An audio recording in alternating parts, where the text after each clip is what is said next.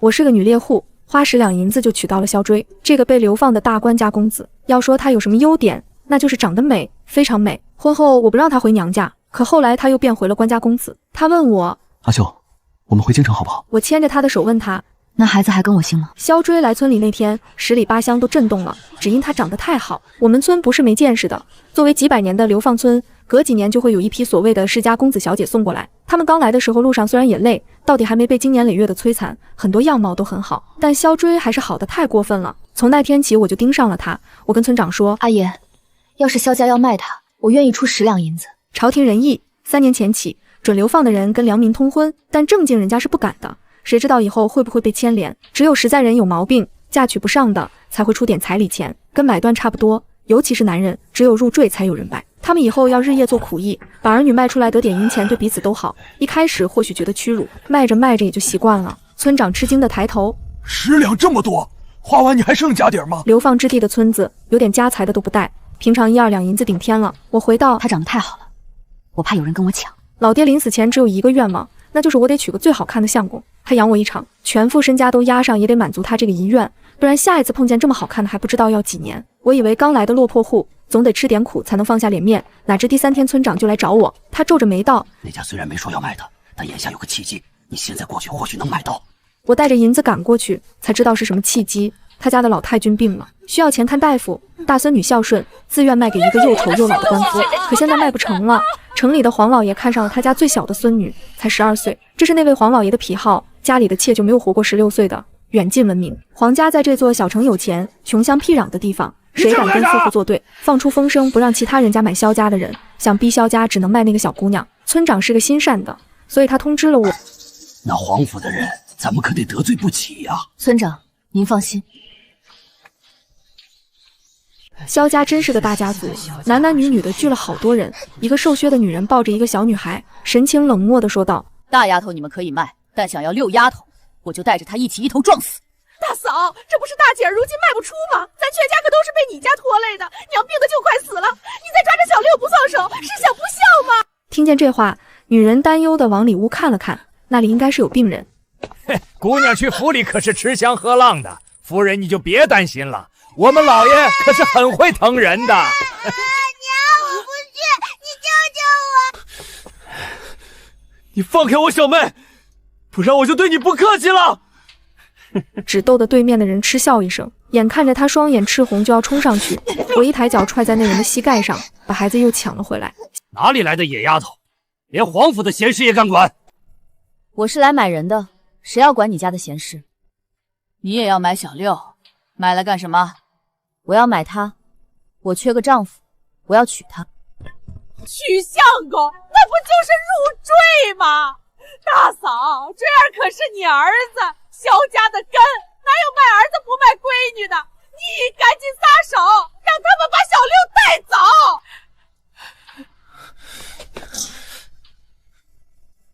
我跟你走。母亲，反正我也是这个家里最没用的，大姐好歹能帮你洗衣做饭，别卖她，也别卖小妹。萧大夫人有双很辣的眼睛，她盯了我半天，只对我说了一句话：要买我儿子可以，把小六一起带走我就卖。可以，我家虽然只剩我一个活人了，但墓地里还有一个死人，老爹一辈子没娶上老婆，死了能有一个也不错，就算是把她嫁给死人也愿意吗？死人有什么不好？这境遇难道还有比嫁个死人更安全的吗？个聪明人值得帮一帮。于是我带着2个人走了。村长的动作很快，当天他们就都入了我家的户籍。临走前，村长媳妇赵阿奶还塞给我一本小册子，她说：书展金贵，看完记得还我，我们家还要一代代用下去。我翻了2眼，不由笑出了声，真是个好东西。萧追收拾的包袱很小，牵着他妹妹，小心地走在我后面，好像我是个会吃人的猛虎。但很快他们就紧紧贴了上来，因为他们听见了真的猛兽叫声。姐姐，我们真的要住在这儿吗？会不会被吃掉啊？会啊，老虎最喜欢你们这种鲜嫩的小姐了。所以小姑娘，平常你可千万别出家门啊。沈姑娘，请你不要吓我妹妹。我知道你心善，定然不会真的委屈舍妹。我呵呵笑了2声。当晚还是让萧云对着我爹的牌位，认认真真行了认亲礼。萧云小脸白白的，捧着进了红绸的牌位，对着天地和牌位恭恭敬敬地拜了3拜。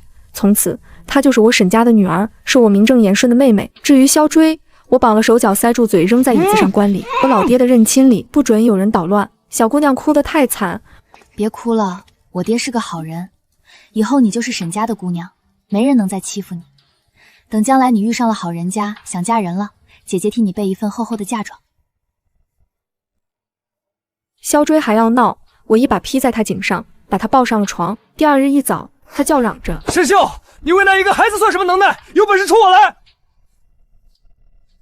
二哥有白粥喝，纯大米熬的，你快来呀，可甜了。你等我吃饱了，咱俩再论。流放的人都这样，不管往日吃的是什么山珍海味，这一路上饭食不馊，就算遇到好差役了，有口白粥喝，简直是神仙日子。其实村子里也一样，细粮都是日子好过的人家年节才吃的东西。萧云比我想的懂事，也知道这吃食不是每天都有。他吃饱满足地问我：“今天是什么好日子吗？吃的这样好？”今天是我成亲的日子，自然得吃好点。等着，中午还有红烧兔肉。萧追正吃到最后一口，听完被呛住，咳得惊天动地的，抬头看了我一眼，又看看空了的碗，有点不情愿又认命的低下了头。萧家的教养还不错，没有食言之人。昨天的绳子用不上了，婚礼的东西是早就准备好的。老爹从我12岁起就在帮我攒聘礼，他不太会赚钱，一年只能攒一点。我时常都很疑惑，买我的银子他是怎么攒够的？我老爹很丑，丑到走在路上都能吓得小儿啼哭。他13岁前是读过几本书的，可会来这里，自然是因为家败了。旁人都说那几本书把他脑子读坏了，太愚了，不懂变通，又胆小畏缩，连几岁的孩童都敢拿石头砸他。又丑又赚不到银钱的人，哪怕后来大赦，他拖了罪疾，也没有人愿意把女儿嫁给他。那个长相，还不知道会生出个多丑的孩子。我闺女可不能嫁给这样的。丑就算了，出得起聘礼也行。偏偏爹娘死得早，他又是个面瓜，自己那张嘴都养不活。老爹就是听着这些话，缩在角落里，干最脏最累最不能见人的活，一点点攒着银钱的。因为这世上还有人爱他，他爹娘呵护着把他养大，到最后留给他的却只有沈这个姓。他想把这个姓延续下去，可他太不会赚钱了。等攒到一小角银子，已经是个50几岁的老翁。他看着那些能当他孙女的人，默默歇了买媳妇的心思。那就买个男孩吧，改了跟他姓，沈家总还有香火。以后有人记得清明寒食给他爹娘上炷香也就够了。可就是这么小的愿望，他也笨得满足不了自己。那年给我骨血的畜生赌输了钱，800文就将我卖给了城里最低贱的妓院。我站在小道上，死死咬住畜生的胳膊，血肉模糊也不松口。老爹说我没有哭，眼神却比哭还让人难过。他说他只是习惯了走小路，所以才看见那一幕。看见了，他的脚就挪不动了，那脚银子也就拿来换了我。我一直都很庆幸自己的长相只是普通，要是好看了，老爹当年便是想买也买不起。但老爹对长相却是有执念的，他这辈子因为相貌吃尽了苦，就一定要帮我寻个最漂亮的相公，生个最漂亮的孩子。这话是我12岁时对他说的，他时常还是会对着阿爷阿奶的牌位叹气。而我已经开始四窜着到处赚钱，开了一点眼界。我告诉他，爹，女孩怎么了？女孩也能娶丈夫啊？隔壁村去年不就有户人家给姑娘招了个入赘的相公吗？老爹一下恍然大悟，开心的脸上笑的全是褶子，从此沉迷给我攒聘礼，要让我娶个最好看的。我满意的看着萧追头上的盖头，这幅鸳鸯戏水是老爹选的，是他给我攒的最后一件聘礼。萧追的脚步有点落寞，可还是跟着我的牵引拜完了天地和老爹的牌位。我没让萧云坐在母亲位，毕竟以后是自己相公了。老爹说自己娶的人要自己疼，拜妹妹这种事还是算了，以后我跟他个论个的。等进了新房，萧云不在，昏黄的烛光下，我挑下他的盖头，他的脸上终于有了一点气恼。我知道我是入赘，可一定要将仪式办得这么男女颠倒吗？还是在我妹妹眼皮子底下？我家处事最公平，今日你盖了盖头，以后养家的重任就是我的，你只管好家里就行。他看着我的眼神好像更气了。好，反正到了哪里我都是最没用的那个。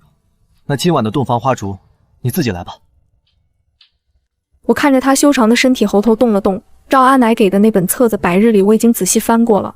生孩子的雄心早攒了一箩筐，既然他也不反对，那还等什么？将人扑倒。我低头闻了闻，是很清爽的味道。一手挑落床纱，一手去包碍事的衣服。身下的人终于有了反应，挣扎起来。可惜我们打猎的就是力气最多，3两下他就软在了我的唇舌里。洞房的滋味很好，就像山林里蜂巢上割下来的蜜，很甜很荡漾。肖追大约也是满意的，起码第2天是他早起做了早食，虽然粥有点糊了，但总归是个好的开始。新婚第5天，我交代他们不要出门，拿起弓箭进了深山。因为相貌的关系，老爹不喜欢人群。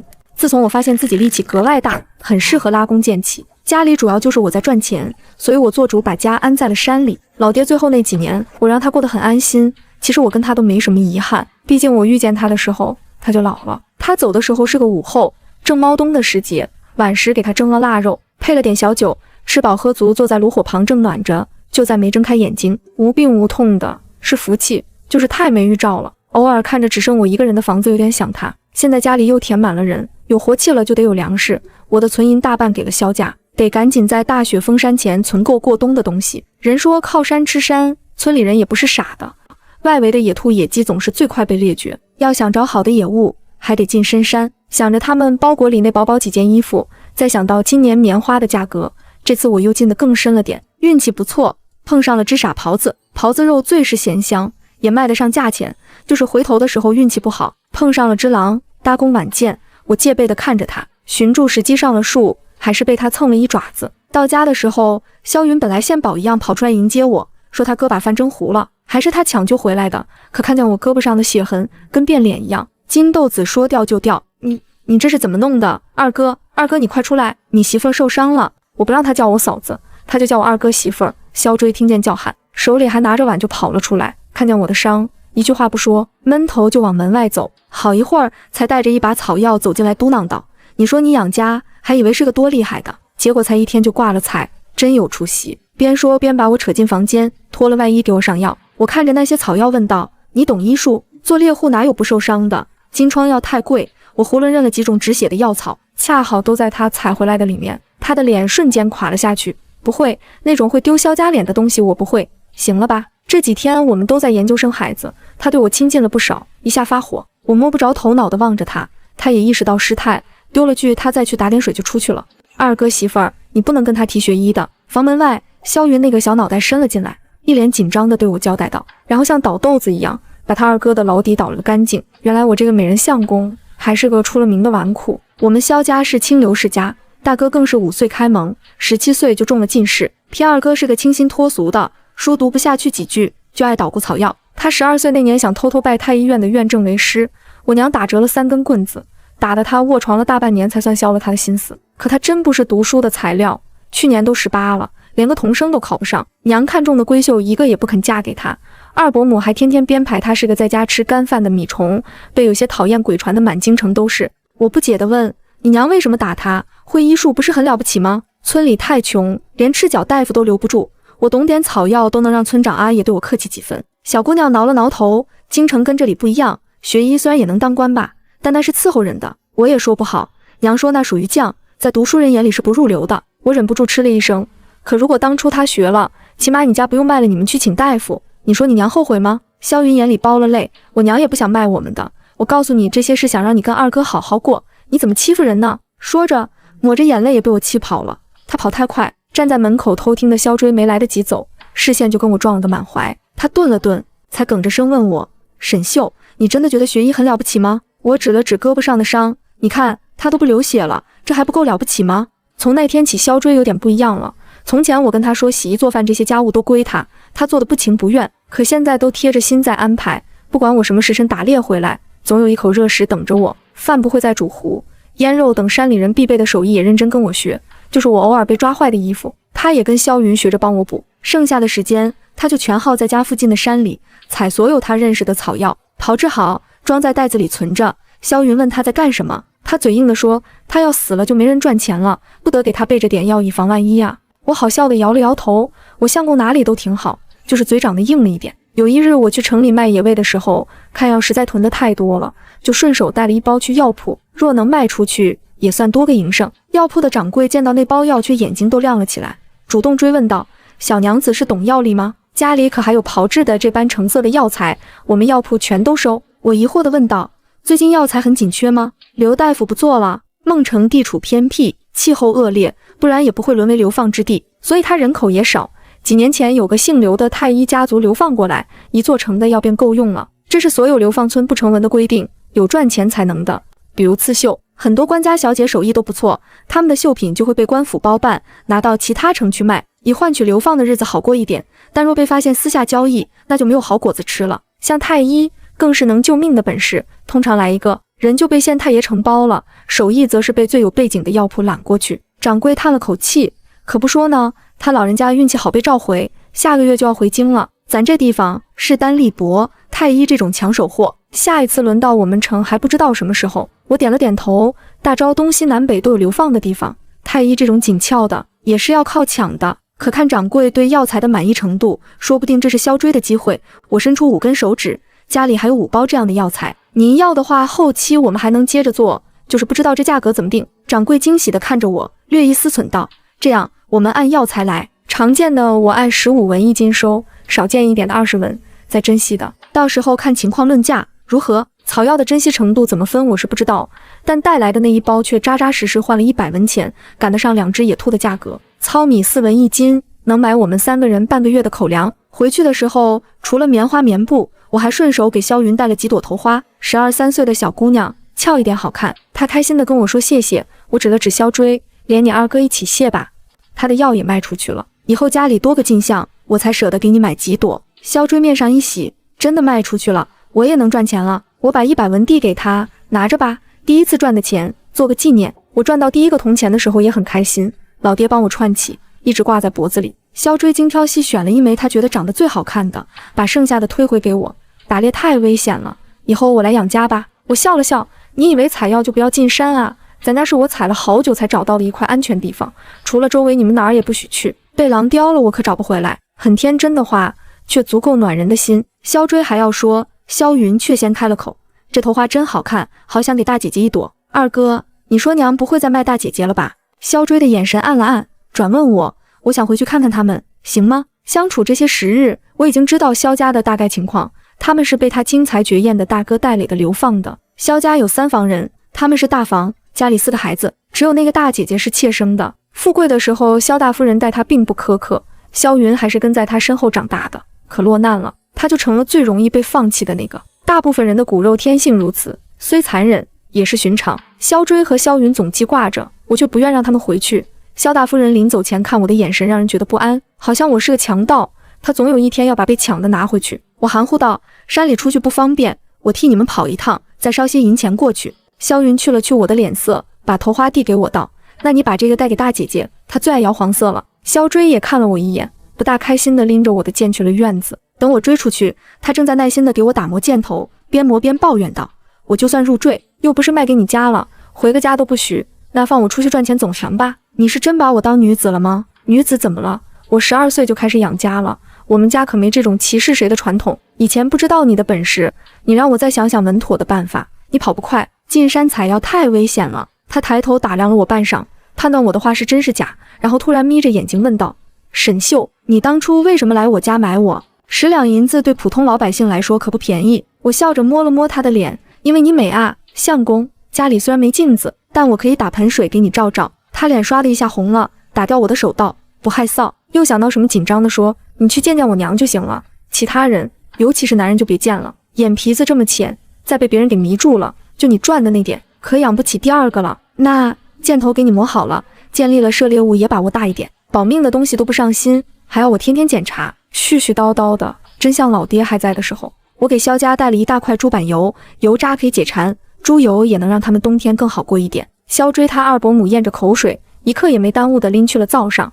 萧云他大姐姐也还在，任劳任怨的做着活计，看着我给的头花红了眼睛。等他们走了，我才把钱推给萧大夫人道：这是萧追炮制草药赚的，他头一次赚钱，自然该拿来孝敬亲生母亲。炮制草药这4个字，我咬得格外重，想让他为从前生出一点悔意。他只是感慨地摸了摸钱袋，就目光锋利地看着我说：沈姑娘如此心疼追儿，想来日后有了什么变化，也不会叫她为难。我的心一下沉了下去，那种不安再次翻涌上来，尤其在看到萧追他大哥以后，那是个想收敛锋芒都收不住的人。她比萧追还漂亮，但看见她的人第一眼却绝不会想到漂亮这个词，而只会觉得危险。萧大夫人看见她出现，眼神慌乱了下，不赞同地说道：侧儿，何苦让她见你？反正只是一段露水姻缘。她却笑了笑，二弟一向心软，他这么维护二弟，这个弟媳恐怕由不得母亲不认了，那不如就先让她心里有个准备。说着，他看向我道：沈姑娘，舍弟舍妹这些日子劳你照顾了，他日会有大好日子等着你的。我的脑子却已经恢复清明，看着萧策的脸，不自觉冰冷了声音问：萧夫人，你可曾听过一种人叫奸妇？流放之人为什么惨？除了苦役和不自由，还在于他们拥有太多苦寒之地没有的东西，才学、手艺、见识和相貌，却再没了可以庇护自己的身份。前几者最多被压榨，运气好会被招揽，可唯独相貌这一样，是彻彻底底的惨剧。自从可以通婚，城里多了一种叫奸夫或贱妇的人，他们用良民的身份娶了容貌出众的男女出去，然后一转手倒腾给秦楼楚馆，就能大赚一笔。有些家族流放之前消息灵通，知道这件事，就会把长得好的藏起来。可自从前年有一男一女在江南大放异彩，藏起来就不管用了，他们会偷偷摸进家里看情况，长相特别好的，不想卖也能逼得你卖，比如萧追兄弟这样的。萧追来的时候那么大张旗鼓，我本以为他们是不知道，可线下看清他大哥的长相，再想到进村那日他把自己弄得灰头土脸，根本无人在意的样子，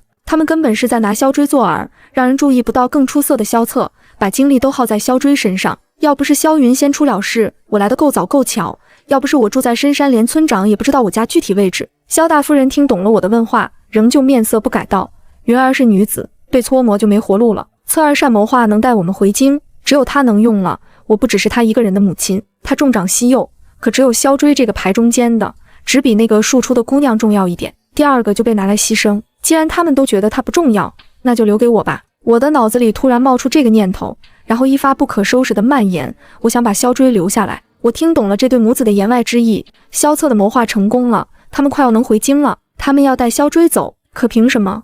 那是我买的相公，是我沈家的人。萧策也看懂了我的脸色，他轻笑着说：沈姑娘，我是利用了我二弟，可你不会觉得这些日子的平安是靠自己吧？他风轻云淡地说着，说他只是想利用萧追争取1个月时间去做谋划，纵然那1个月真的出了意外，成功后他也能把萧追捞回来。就像这大半年，其实有好几拨人来找过我的行踪，妄图让我把萧追卖出去，都是他使计调走了人。他平静地望着我道：一边是亲人和京城的富贵，一边只有你一个，沈姑娘真的有把握能留下他？呵，我还真他娘的没有把握。不过没关系，萧策不要脸，我也没有多要。自古拿人拿心，我既贪恋萧追的温暖，那趁着他还不知道能回京，就得加重在他心里的分量。搓搓手，我拉着5袋草药就先去了城里药铺。萧策不是说秦楼楚馆那帮人已经被他赶走了吗？那我就不用拘着萧追不让他出山了，跟药铺也可以谈另一桩买卖。小娘子，这是送剩下的药来了，正好马上要入冬了，伤寒的那几种药我想多收一点。我笑着打断掌柜道：不着急，今天来是想跟您谈笔更长久的买卖，这药是我相公炮制的，他从前学过一点，可惜后来耽误了，现在我想让他再捡起来，不知道您这里可收学徒？掌柜一抬眉道：收是收，但我自家子侄就够多了，还收不到外人头上。哦，那您家子侄里要炮制的比这个好得多吗？凡事都讲个天赋，我想我相公起码于制药上天赋是不差的，我也知道您担心什么。这样，学成前2年，我们免费给您打工，后期要是看诊也在您的药铺，您抽3成，您看如何？医术这么宝贵的东西本就是传自家多，但我还记得他第一次见萧追炮制的药时惊艳的眼神，再加上免费的白工，不信他不心动。果然，他捻着胡子思索了片刻，再抬头就是一副奸商的模样。既然以后是自家人了，那这药材就不给炮制费了，按生药材来，每斤只给1半的钱。同意的话，就叫你相公明日这个时辰来上工。我利索的点头同意，拿起钱就紧赶慢赶回家，把这个好消息告诉了萧追。他望了我好久，好像要把我刻在眼里，才低着声说：谢谢娘子。这是他第一次叫我娘子，也是难得不竖起全身的刺，温和地表达自己的感情。尽管此时我已经明白往日里他为什么那么嘴硬，一直被贬低放弃的小孩总要留点脾性保护自己，但这还不够，我还要他更离不开我。做学徒是看不了病人的，我就去找村长。村里人没钱，不舒服要么挨，要么按土方子瞎治，还不如让萧追这个学徒免费给看看。他每天都充满了精力，城里山里村里忙得团团转。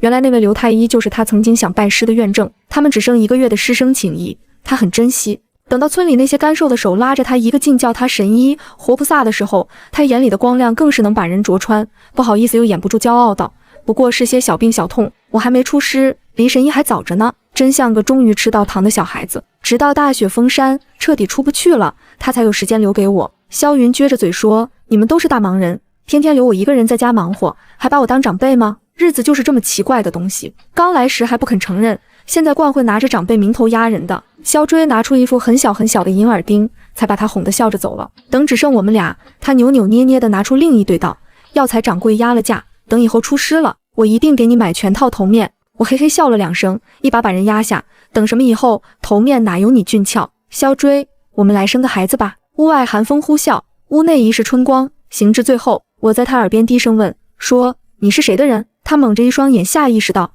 沈秀，我娘子的。于是我很安心地睡去。老天爷还算眷顾我，肖家人找来的前2天，我吐得昏天黑地。肖追一把脉，愣了好久，才结结巴巴地说：沈秀，你怀孕了，我们要当爹娘了。我居然要当爹了！他一时把手放在我脉上，一时又放在肚子上，最后不管不顾，整张脸都贴在我肚子上道：你听啊，里面有孩子。我满意的看着他的傻样，不错，留下他又多了一分把握。我给老爹上了炷香，让他保佑我心想事成。自家妇女心机不需要藏，我跟他说成了，以后我们一家3口给他上坟；不成，起码漂亮孩子我是留下了，我们老沈家不亏。萧大夫人领着萧策来那天，正是大雪消融可以出山的第1天。萧追还在要当爹的兴头上，给我弄早食走的迟了些。萧大夫人看着他拿锅铲的手，淡淡说了声：你们收拾收拾，过几日出发，可以回京了。萧云那一声兴高采烈的娘还卡在喉咙里，好半晌才回过神来，拉着我兴奋道：二哥媳妇儿，我们能回家了，